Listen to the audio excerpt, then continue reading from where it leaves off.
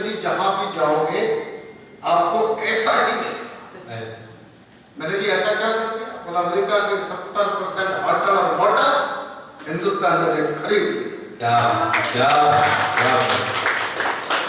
मैंने भी कहा होटल और मोटर्स हमारे हैं तो व्हाइट हाउस भी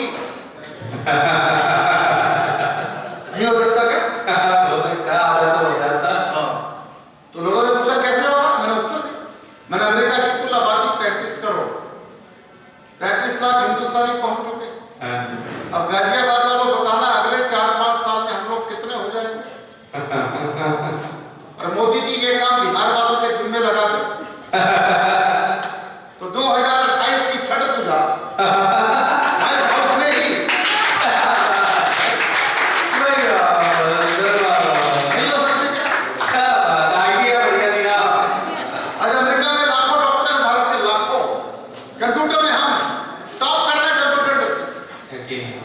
और आपको बताना चाहता हूं नासा जो विश्व का सबसे बड़ा रिसर्च इंस्टीट्यूट है उसमें 36% वैज्ञानिक भारत के। हमारे लोग पॉलिटिक्स में भी हैं। एक टिप्पणी करता हूं गाजियाबाद वालों समझना, अमेरिका वाले कहते हैं हम दुनिया का सबसे पुराना लोकतंत्र है, होंगे, पर आज तक किसी महिला को राष्ट्रपति नहीं बना जी। यस और नो? सच बात। भारत सबसे पुराना नहीं है पर भारत दुनिया का सबसे बड़ा लोकतंत्र है। पर मेरे देश में महिला प्रधानमंत्री भी रही, राष्ट्रपति तो आज भी है। इस बार चांस था एक राष्ट्रपति पद तक पहुंचते पहुंचते रह गए जी। वो भी उनकी नहीं थी, वो भी हमारी बुआ जी थी। क्यों जी? कमला है वो तो चुनाव हार गए, कमला हैरिस जी। चुनाव जीत जाती तो दृश्य कैसा होता? सरदार जी दिल्ली में कमल, अमेरिका में कमला। बस पंक्तियां सुनिए आखिर में विदाई।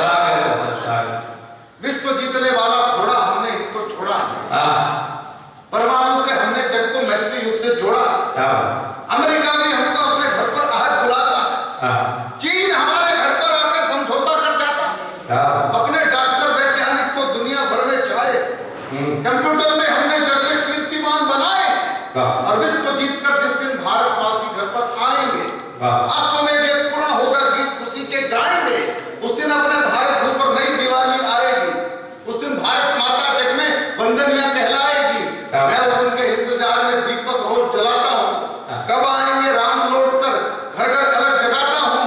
राम लखन तुम नव भारत के जग को ये बतलाना है और भारत के गौरव का झंडा दुनिया पर लहराना।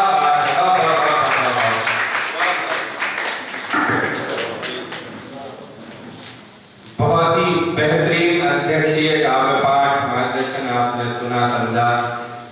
मैं कार्यक्रम को यहीं समाप्त करने के लिए और आप सभी का धन्यवाद करने के लिए गौरव जी को आग्रह कर रहा हूँ तो वहाँ अपनी वाणी से आगे कर। एक बार जोरदार तालियां आप सभी का।